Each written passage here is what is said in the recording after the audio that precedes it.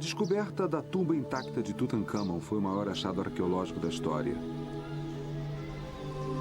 Rei Tut logo se tornou um nome familiar.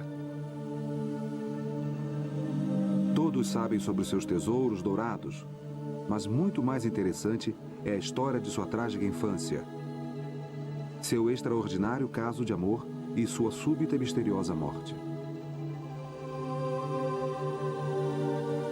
Agora, novas pistas estão revelando o homem por trás da máscara de ouro, o verdadeiro Tutancâmon. O mistério de Tutancâmon.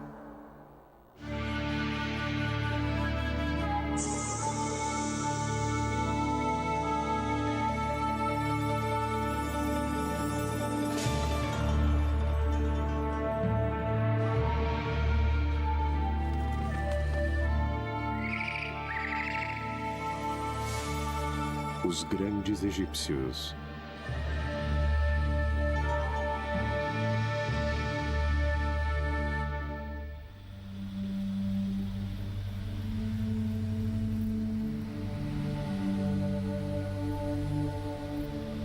Os antigos egípcios eram compulsivos quanto ao registro de sua herança. Eles escreviam tudo, sobre as batalhas, prisioneiros, oferendas feitas aos templos e o mais importante, sobre os seus reis.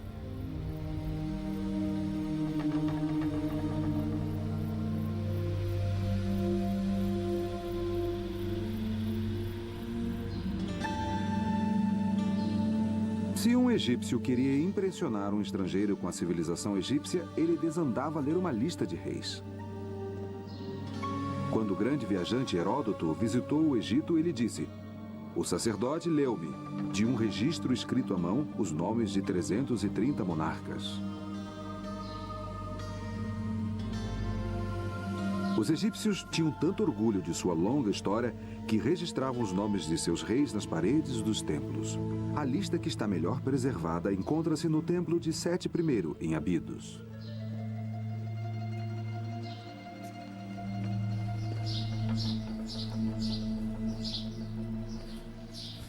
Aqui estamos no corredor dos antigos.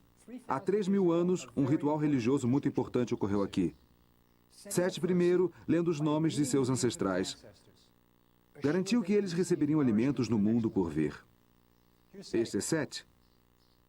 E este jovem com uma trança sobre a face é um príncipe chamado Ramsés, que depois ficou conhecido como Ramsés o Grande. Em sua mão, ele segura um rolo de papiro. Ele está lendo os nomes. E aqui estão os nomes dos reis. Eles vão de Menes, o fundador do Egito, ao próprio Sete. Cada nome está numa cártula. É uma moldura de corda ovalada que magicamente circunda o nome do faraó. Um pouco de proteção mágica sempre ajuda. Acima, ele diz o que está acontecendo. É uma oração para os mortos. Kiptah Socorro-Cyrus, o senhor da tumba, que está no templo de Sete, possa dar oferendas aos reis do Alto e Baixo Egito do Senhor das Duas Terras, Sete I. Que eles possam ter pão, cerveja, roupas, alabastro, tudo de que precisavam. E aqui estão os nomes dos reis que receberiam essas oferendas. Aqui está Quéopes, o construtor da Grande Pirâmide. Aqui embaixo, Amenhotep III. Ele reinou durante o período de maior prosperidade do Egito. Mas há um problema aqui.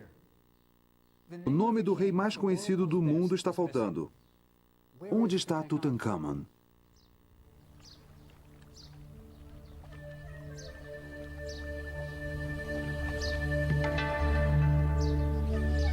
Para começar a desvendar o mistério de Tutancâmon, é preciso começar aqui, em Tebas, a antiga capital do Egito. Era um lugar de fabulosa prosperidade. Os tributos fluíam do Oriente Próximo. O ouro do Sul. O Egito estava no auge. Resultado de mais de 1000 anos de estabilidade. Por séculos, os mesmos deuses eram adorados. As margens do Nilo transbordavam regularmente e as explorações militares do faraó garantiam a contínua prosperidade. O poeta grego Homero escreveu: Tebas do Egito, mas as maiores possessões encontram-se nas casas. Tebas dos 100 portais. 200 soldados lutaram na guerra com cavalos e carruagens. Era um lugar incrível.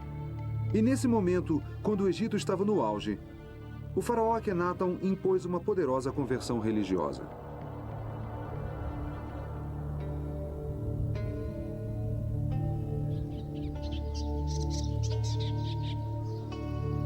O divino e absoluto soberano do Egito tornara-se um herege.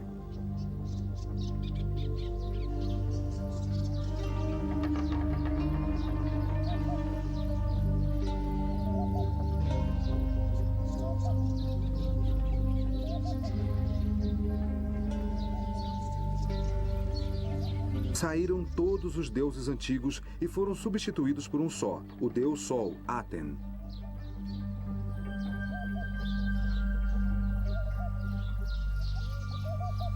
Com um pequeno séquito de seguidores, ele mudou a capital da gloriosa Tebas para um descampado desértico a 150 milhas da moderna Cairo, um local hoje chamado de Tel El Amarna. Foi aqui, durante este período único dos 3.000 anos de história do Egito, que Tutankhamon nasceu. O faraó Akhenaton começou a construção de sua nova cidade, estabelecendo marcos de fronteira para definir os seus limites. Ele proclamou que havia um só Deus, o Aten, o Deus Sol. E todos os deuses familiares que os egípcios haviam adorado por anos haviam partido. Não havia mais Osíris, o deus dos mortos, ou Anubis, o deus da mumificação com cabeça de chacal. Não mais Hathor, a deusa da música e do amor, e Bes, o anão com cabeça de leão tocando o seu tamborim. Havia apenas Aten, o disco solar, cujos raios davam vida a tudo.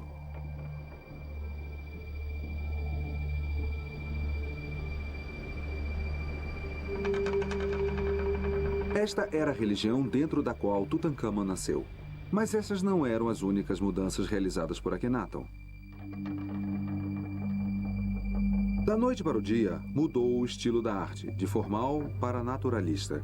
Onde antes o faraó era retratado musculoso e vigoroso, Akhenaton era mostrado grotesco e deformado.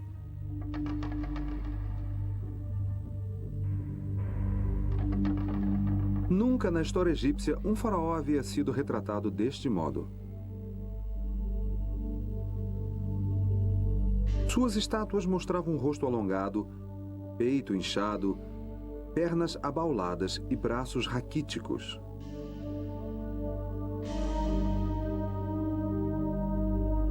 Até mesmo a esposa do faraó, a famosa Nefertiti, apresentava braços compridos e um pescoço descomunalmente alongado. Suas 6 filhas, as princesas, foram retratadas com cabeças hidrocefálicas, deformadas, com o crânio projetado para trás. Quando os primeiros egiptólogos descobriram essas estátuas grotescas, eles imediatamente perceberam que algo bizarro havia acontecido aqui. E mais surpreendente ainda era a maneira como a família real foi retratada junta. Todos eram mostrados em cenas íntimas, beijando-se e tocando-se. Akhenaton frequentemente era mostrado segurando uma das filhas no joelho num doce momento familiar. Desde o início da civilização egípcia, nenhuma família real havia sido retratada dessa maneira. Séculos de tradições simplesmente tinham desaparecido.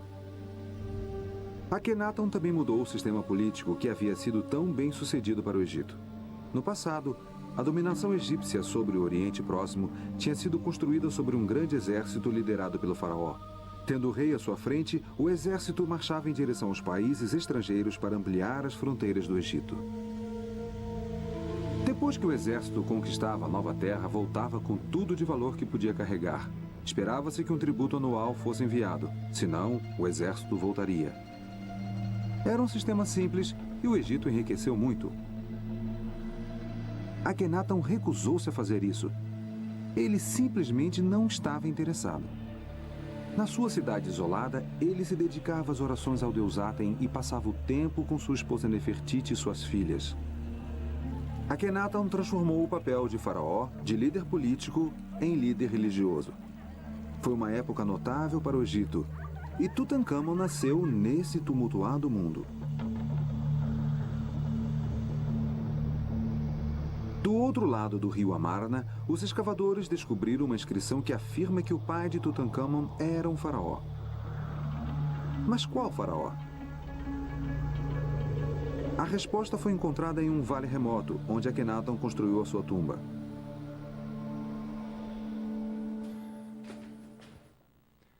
É aqui que teremos nossa primeira visão do verdadeiro Tutankhamon, o homem por trás da máscara dourada. Está nesta parede danificada. É realmente difícil de ver, mas você verá pistas que são absolutamente singulares na história egípcia.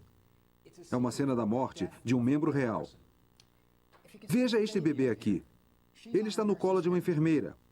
E aqui temos um homem com um leque. Isso significa que há um nascimento real. E aqui, Akhenaton e Nefertiti. Eles estão de luto jogando areia sobre suas cabeças. Uma tradicional maneira de demonstrar luto. Aqui está a cama onde a princesa morreu. E aqui está ela. A morte desta princesa permitiu que Jeffrey Martin, um dos maiores egiptólogos do mundo, fizesse uma importante descoberta.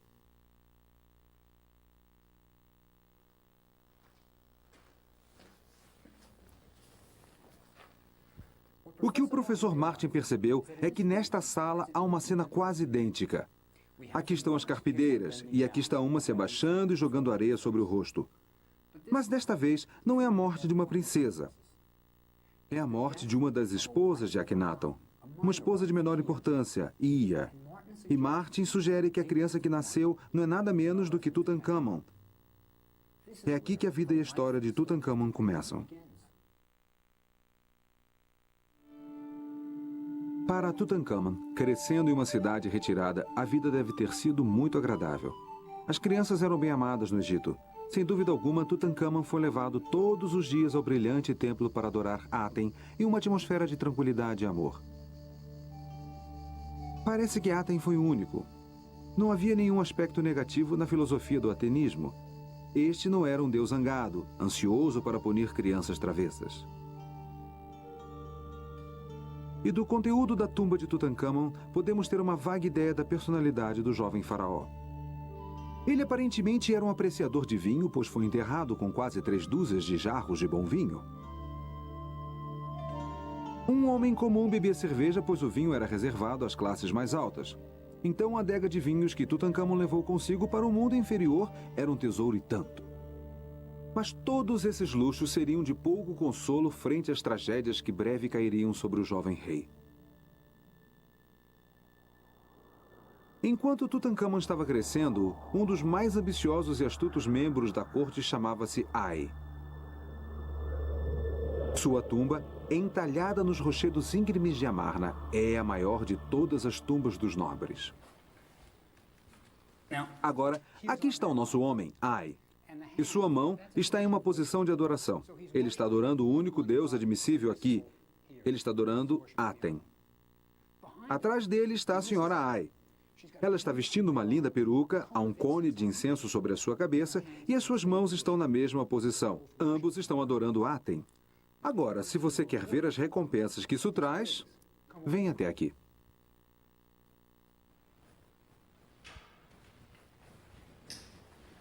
Aqui está uma cena que mostra como você era recompensado em Amarna. Aqui está Akhenaton. E atrás dele, Nefertiti. Mas bem acima dele está o Aten, o disco solar, com seus raios descendentes. E o que eles estão fazendo aqui é dar colares de ouro a Ai e a sua esposa. E o legal é que as crianças estão junto. Há 3 princesas ajudando o papai. Uma das princesas está segurando uma bandeja com colares de ouro que está passando para sua mãe. E você pode dizer exatamente quando essa parede foi entalhada, pois há 3 princesas. E Akhenaton e Nefertiti tiveram 6 filhas. Isso situa a cena bem no meio do reinado de Akhenaton.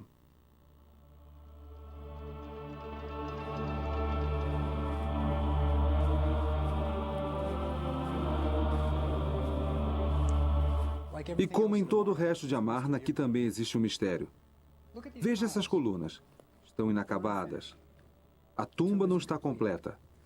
Quando os operários chegaram neste ponto, eles deitaram suas ferramentas e nunca mais voltaram. Sabemos que Ai continuou vivendo anos depois disso. Então, por que o funcionário mais poderoso de Amarna deixou a sua tumba inacabada bem no meio do reinado do faraó? Ai interrompeu o trabalho em sua tumba porque não estava bem em Amarna e não tinha a menor intenção de viver ali. Akhenaton era um líder religioso, mas econômica e politicamente o Egito estava em rápido declínio. Os territórios estrangeiros foram perdidos. Os embaixadores egípcios escreveram que não eram mais respeitados e que o exército estava abandonado. Até mesmo a nova religião não era um sucesso. O povo sentia falta de seus antigos deuses e Akhenaton e Nefertiti foram obrigados a subornar os habitantes de Amarna para que aparentassem fidelidade. No 17º ano de seu reinado, Akhenaton morreu, sob circunstâncias desconhecidas. Algum tempo antes da morte de Akhenaton, Nefertiti não é mais citada, e só podemos presumir que ela também tenha morrido.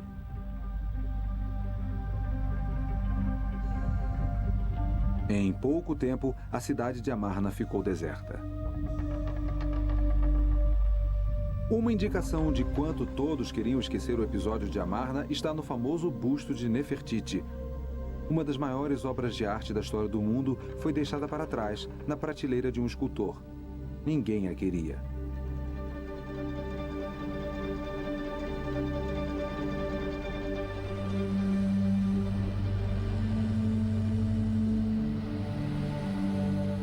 O Egito agora estava sem rei ou rainha.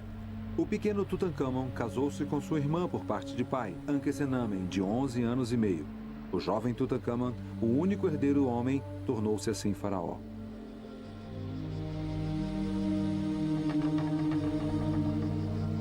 A Revolução de Akhenaton havia representado uma mudança muito grande para um Egito conservador.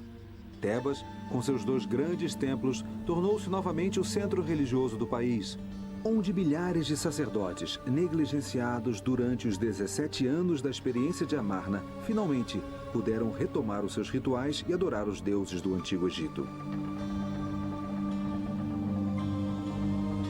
Tutankhamon, acompanhado de sua jovem esposa Ankhesenamen, passou a morar no palácio de seus ancestrais. Imagine como deve ter sido para o jovem ser arrancado do único lar que ele conhecia e levado para uma cidade que ele nunca havia visto.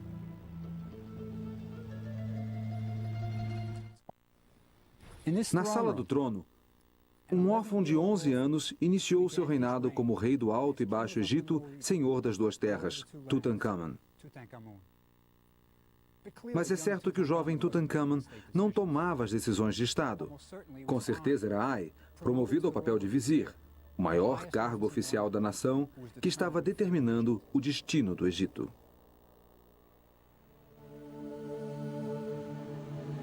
Tutankhamon não foi o único menino faraó da história do Egito. Uma carta, escrita 1000 anos antes por um outro menino rei, lembra-nos que apesar de Tutankhamon ser o rei do Alto e do Baixo Egito, ele também era uma criança. Durante o reinado do jovem Pepe II, seu vice-rei, Tunúbia, escreveu-lhe para dizer que estava voltando com um pigmeu. Um excitado Pepe respondeu com instruções. O vice-rei ficou tão honrado ao receber esta longa carta do jovem faraó que fez com que ela fosse esculpida na parte externa de sua tumba em Assuã para que todos vissem. Venha para o palácio imediatamente. Deixe tudo e traga o pigmeu. Quando ele descer com você para o barco, que ele seja guardado por um homem forte de cada lado. Cuidado para ele não cair na água. À noite, quando ele dormir, escolha homens de sua confiança para dormir com ele na sua tenda. Inspecione-o 10 vezes por noite. A minha majestade deseja ver esse pigmeu mais do que os frutos do Sinai e de Punt. Ele pode ter sido um faraó, mas ainda assim era uma criança. Nas suas jovens vidas, Tutankhamon e sua esposa Ankhesenamen já tinham visto muitas tragédias. Eles devem ter criado laços fortes durante o devastador resultado da morte de seu pai, Akhenaton. E após a morte de Akhenaton, não há menção alguma à rainha Nefertiti, que provavelmente morreu na mesma época.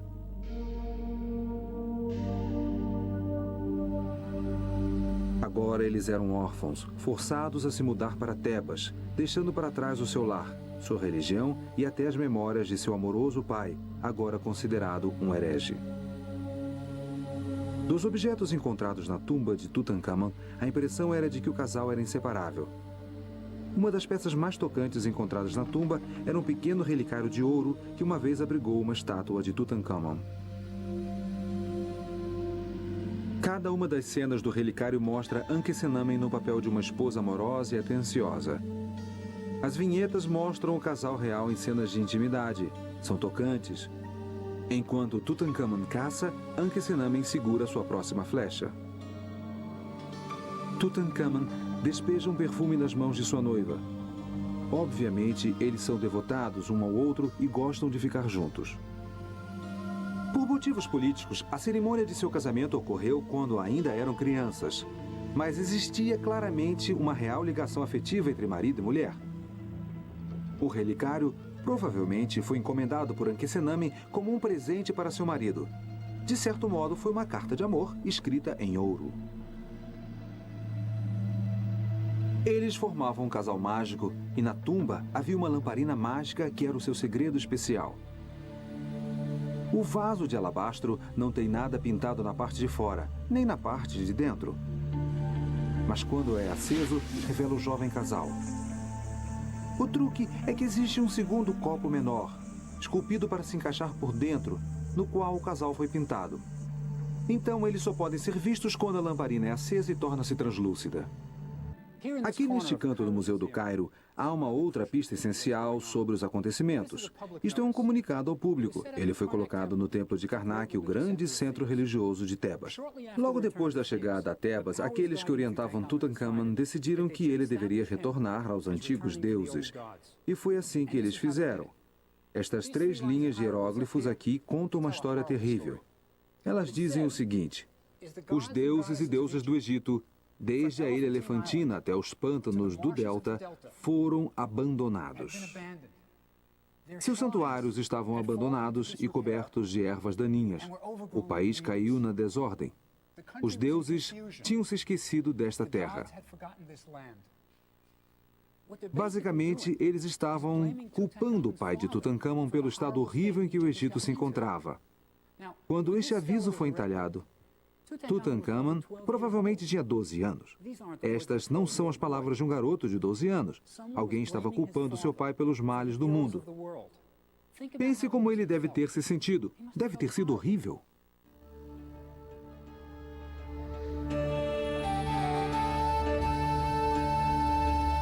Quando Tutankhamun voltou para Tebas, uma das primeiras coisas que fez foi completar um monumento começado por seu avô, Amenhotep III. Aqui no Templo de Luxor, Amenhotep tinha construído uma colunada, mas ele morreu antes que ela fosse decorada. As cenas que Tutankhamun escolheu são do mais importante e tradicional festival em Tebas, o Festival de Apet.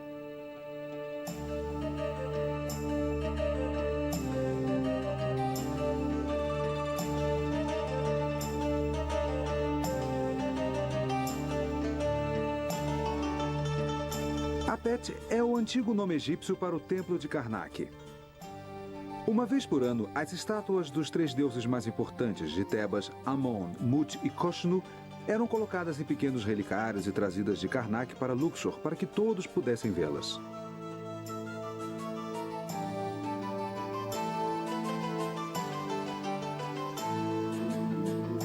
Havia procissões e as mesas eram empilhadas com peças de carne como oferendas para os deuses. Músicas, palmas, cantos e danças. Era um momento de excitação e Tutankhamun retratou tudo isso.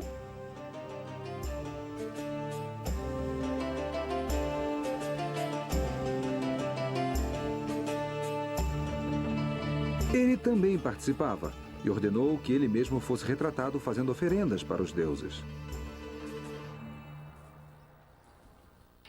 Há um grande problema aqui. Tutankhamun decorou todas essas paredes. Seu nome deveria estar em todo lugar, mas o único lugar onde você pode encontrá-lo é aqui, nesta parte isolada do templo. Estes 3 pequenos hieróglifos representam um de seus nomes, Neb-Keperuri. Alguém se esforçou muito para eliminar qualquer traço de Tutankhamun. Tutankhamun e Ankhesenamen, sem dúvida alguma, eram muito unidos devido às tragédias que suportaram juntos. A escavação da tumba de Tutankhamun revelou ainda uma outra tragédia que partilharam juntos. Ankhesenamen havia sofrido 2 abortos. Em uma pequena câmara, fora da câmara funerária, 2 caixões em miniatura foram encontrados. Dentro deles havia 2 fetos. Howard Carter, o descobridor da tumba, desembrulhou o feto menor e percebeu que ele tinha uns 5 meses de maturidade e não mostrava sinais de ter sido mumificado. O segundo feto foi enviado para o Dr. Douglas Derry, professor de anatomia da Universidade do Cairo. Ele o desembrulhou e percebeu que era o feto de uma menina de 8 meses. Este havia sido embalsamado. Derry mencionou que ele encontrou no crânio o arame que os embalsamadores utilizavam para remover o cérebro. Os fetos, curiosamente, desapareceram nos anos 30, mas recentemente o feto maior foi redescoberto no Hospital Kasarel Ain, onde Derry o havia guardado. Quando o feto menor foi encontrado no ano passado, o Dr. Fauzi Gabala, dirigente do Departamento de Anatomia, convidou-me para examinar os 2 fetos. O que sempre me intrigou foi que na literatura antiga eles diziam que as múmias foram examinadas por Howard Carter e mais tarde por Derry, o anatomista da Universidade do Cairo. Sim. Sim. Disseram que os 2 fetos, quer dizer, Ankhesenami teve 2 abortos, esse foi o maior. E disseram que o menor não foi mumificado porque eles não viram uma incisão na parte inferior do abdômen. Mas aqui, vamos dar uma olhada. Este feto menor, infelizmente, foi muito atingido pela degeneração. Mas a resina está clara e aparentemente está na parte inferior da cavidade abdominal. Você pode ver que aqui a área não está tão enegrecida, mas a própria incisão não está aparente por causa da degeneração. E esta resina tem a mesma cor e a mesma textura e a mesma aparência do feto maior. Mas o local da incisão não está claro devido à degeneração. Está muito frágil? Sim, mas de modo diferente. Pense na habilidade dos antigos embalsamadores, trabalhando nesta menina pequenininha. Eles provavelmente tentaram remover os órgãos internos através de uma incisão abdominal. Esses caras eram incríveis. Quando você explora o crânio, descobrirá que esta é a parede do crânio e debaixo dele está a massa de linha embebida com a área enegrecida pela resina. Então deve ter sido embalsamada ou algo assim. Ela foi mumificada, com certeza. Olhando para esses 2 pequenos seres humanos, só podemos imaginar o que teria acontecido se Tutankhamun e Ankhesenamen tivessem filhos que sobrevivessem. Se tivesse um herdeiro homem, as esperanças de qualquer um que esperasse ser rei se desvaneceriam, e o curso da história egípcia teria sido mudada para sempre.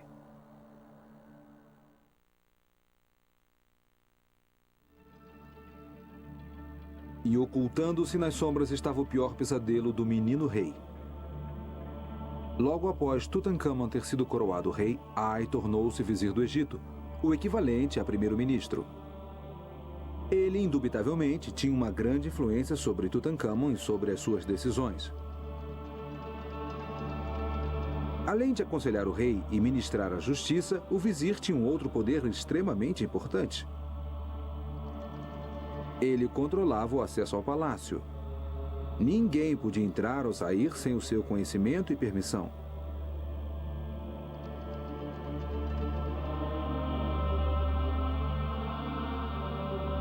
Entre os servidores de Ai, sem dúvida, havia aqueles que faziam o mal, assim como o bem.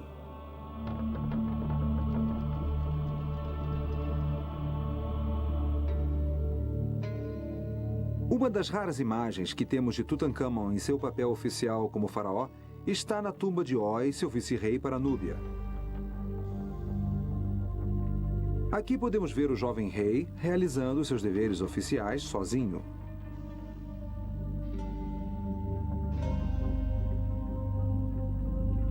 Roy era um homem importante na corte de Tutankhamun. Seu trabalho era manter o ouro fluindo da Núbia para o Egito.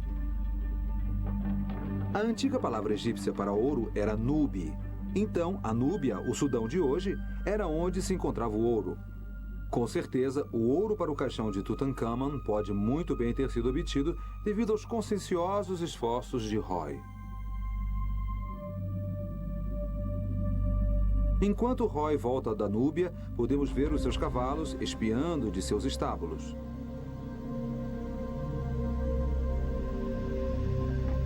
A decoração de sua tumba é dominada por núbios, trazendo seu tributo a Tutankhamun.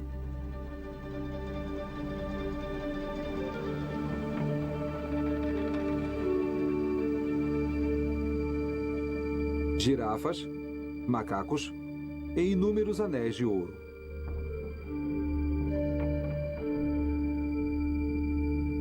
Quando Roy foi enterrado, Tutankhamun era um jovem amadurecido, capaz de pensar por si mesmo. E provavelmente não mais querendo ser manipulado pelo seu poderoso vizir Ai. Esta nova independência deve ter lhe custado caro.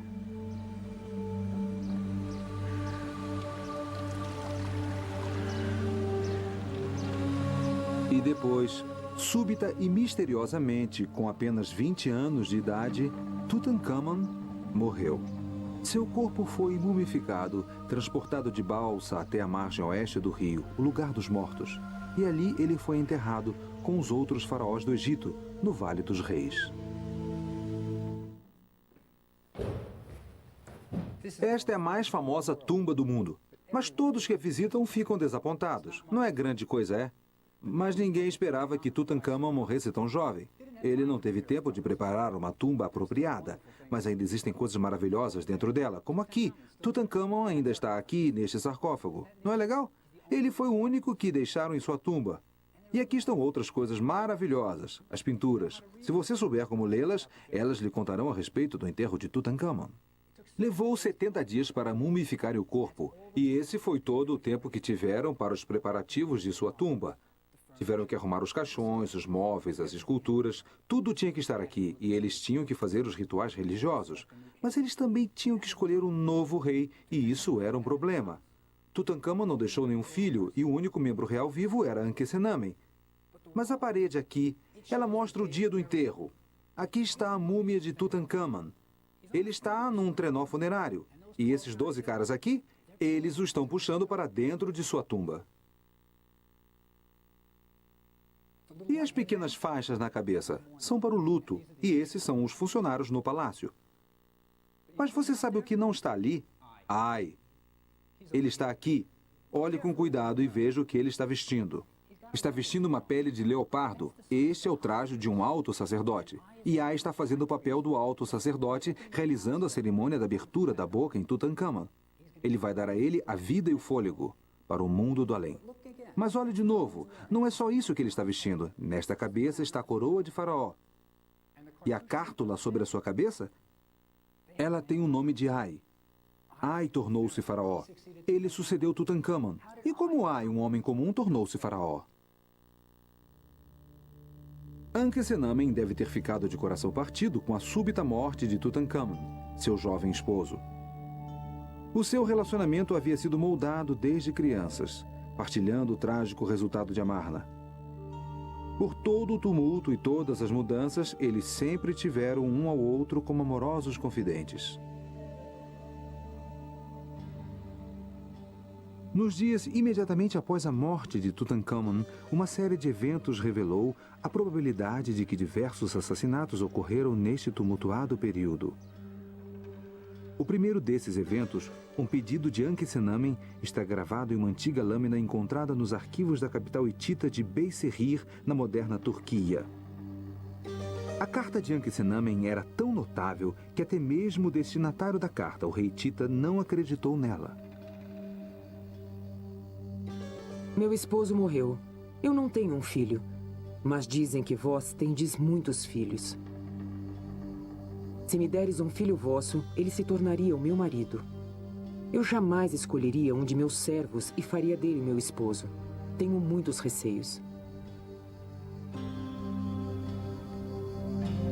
Por que Ankhesenamen estaria pedindo para que um esposo lhe fosse enviado de fora das fronteiras do Egito e logo dos hititas, um tradicional inimigo do Egito?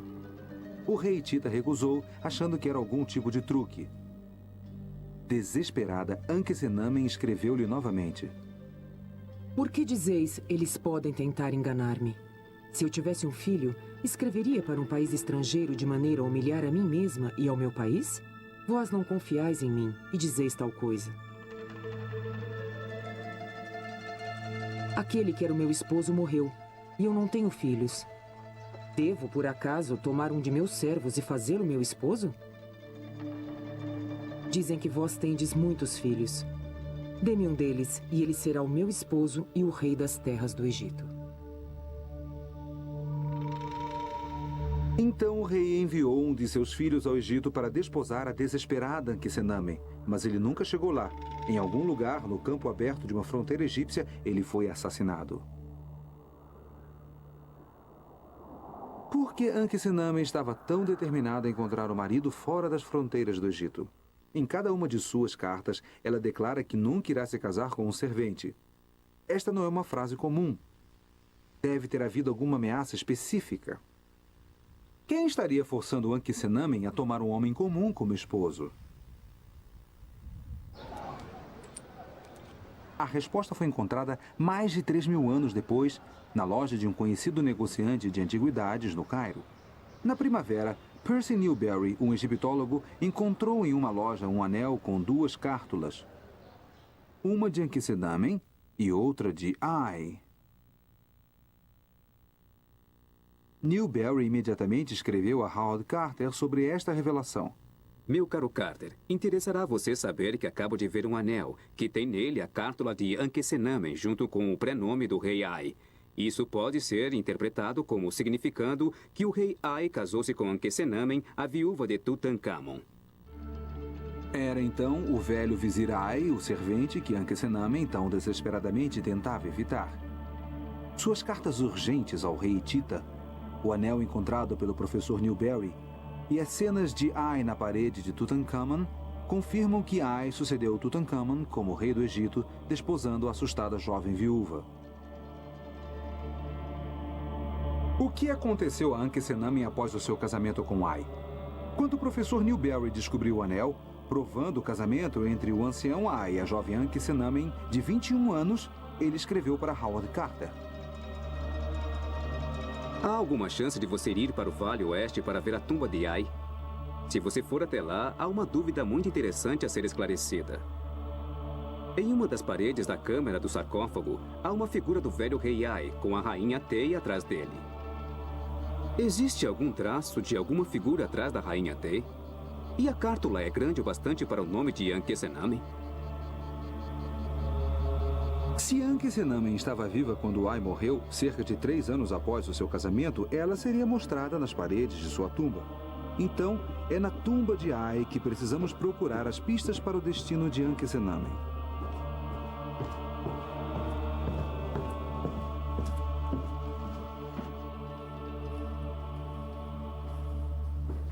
Ai mandou pintar várias cenas nas paredes de sua tumba. Estas são religiosas. Mostram os deuses recebendo Ai, as orações estão sendo feitas por ele. Mas aquela que interessava ao professor Newberry, a cena que irá nos contar a respeito de Ankhesenamen está aqui. Aqui temos Ai. Ele está caçando nos pântanos. E Ankhesenamen devia estar com ele. Ela é sua esposa, é a rainha do Egito. Mas esta cártula aqui é curta demais para o seu longo nome. Ele tem o tamanho certo para o nome da primeira esposa de Ai, Tei. E esta figura aqui é Tei, mas não há espaço para Ankhesenamen atrás dela. E os hieróglifos nos dizem que Tei é a rainha do Egito. O que aconteceu a Ankhesenamen? Para Tei poder se tornar rainha, Ankhesenamen teria de ter morrido.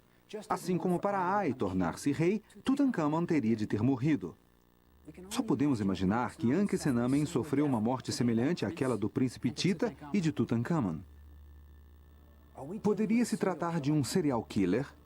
Ai poderia ter matado em seu caminho para o trono?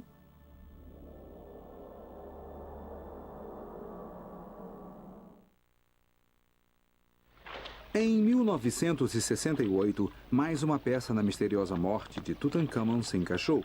O Dr. R.G. Harrison, um anatomista inglês, realizou um exame médico singular. As autoridades egípcias concederam uma permissão especial para a abertura do sarcófago de Tutankhamon uma única vez desde 1920.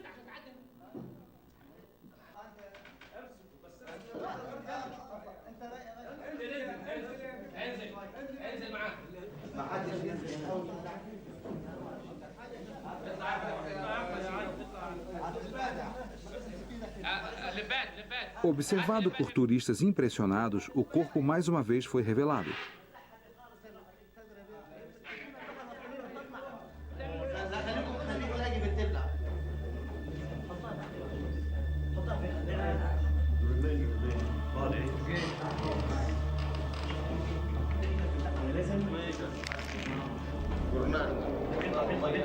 Nessa época, já havia máquinas de raio-x portáteis e, pela primeira vez, o corpo de Tutankhamon foi radiografado. Os resultados foram dramáticos, pois Harrison identificou evidências de um golpe na parte de trás do crânio do rei morto. Isto está dentro dos limites normais, mas na verdade pode ter sido causado por uma hemorragia sob as membranas que recobrem o cérebro nesta região. E isto pode ter sido causado por um golpe na parte de trás da cabeça, o que por sua vez pode ter causado a sua morte.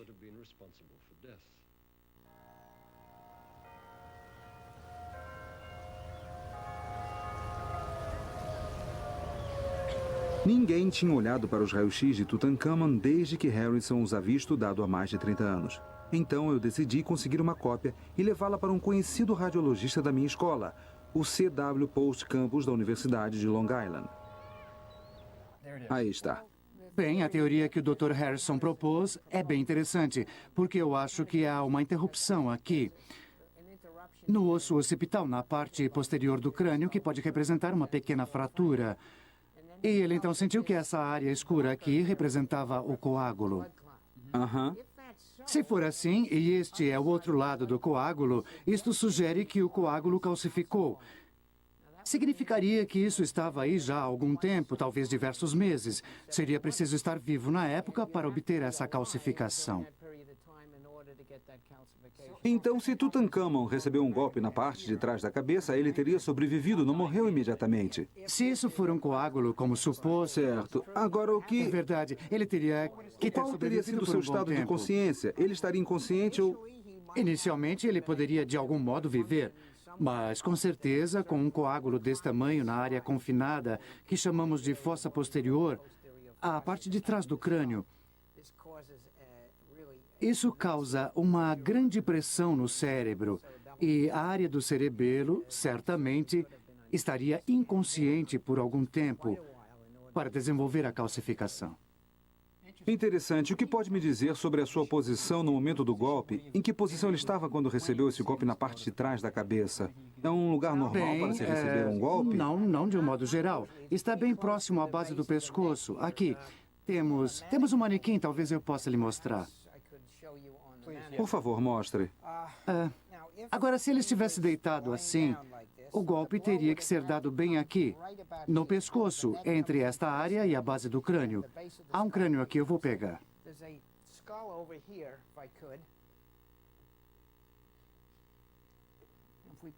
E se o pusermos na mesma posição, a coluna cervical seria aqui. Certo.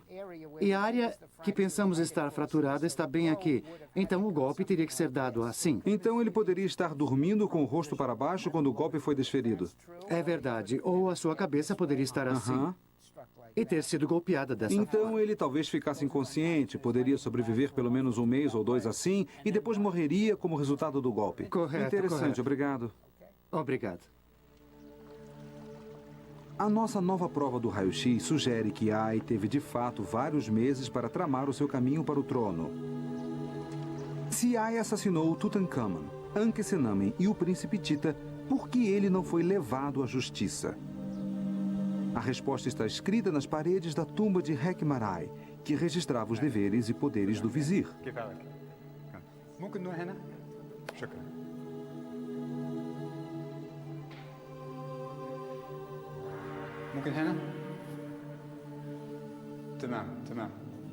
Ah, aqui está o segredo. Que ninguém julgue no domínio do vizir. É ele quem deve punir o faltoso. Em outras palavras, ninguém pune o vizir. Não temos uma arma fumegante, mas está claro que Tutankhamon, Ankhesenamen e o jovem príncipe Tita todos tiveram que morrer em alguns meses para que Ai se tornasse faraó. Era Ai, como vizir, que poderia arranjar para que Tutankhamon fosse morto no palácio. Era Ai que poderia arranjar para que o jovem príncipe Tita fosse morto nas fronteiras do Egito. E somente Ai poderia forçar Ankhesenamen a casar-se com ele e depois mandar matá-la. Esta estranha sequência de eventos que ocorreu há 3.000 anos em Tebas foi toda em benefício de Ai. No final, os esforços de Ai trouxeram poucas recompensas. Ele morreu 3 anos após tornar-se rei. Sua tumba foi roubada, sua múmia foi destruída, seu nome foi apagado e os objetos preciosos que ele planejava levar consigo para o mundo além foram roubados. Hoje, o seu nome é desconhecido, lembrado apenas pelos egiptólogos, pois ele sucedeu Tutankhamon como faraó. Quanto a Tutankhamon, os egípcios odiaram tanto o que o seu pai fizera que sistematicamente removeram todos os traços de sua memória. É por isso que a cártula de Tutankhamon não está incluída nas paredes de Abidos, onde estão registrados os nomes de todos os reis do Egito. É por isso que o seu nome foi apagado das colunas do templo de Luxor que ele decorou. Mas apesar disso, seu nome ainda vive. Sua pequena tumba no Vale dos Mortos, logo coberta pelo cascalho do enterro de um faraó posterior, manteve-se intocada por 3.000 anos. Tutankhamon, que tanto sofreu em sua vida, descansa em sua tumba. O único faraó que ainda está enterrado no Vale dos Mortos. Somente para ele, a antiga oração egípcia tornou-se verdadeira. Que o Senhor das duas terras, o rei do Alto e do Baixo Egito, Nebiqueperuri Tutankhamon, tenha vida, saúde, prosperidade como Rai para sempre.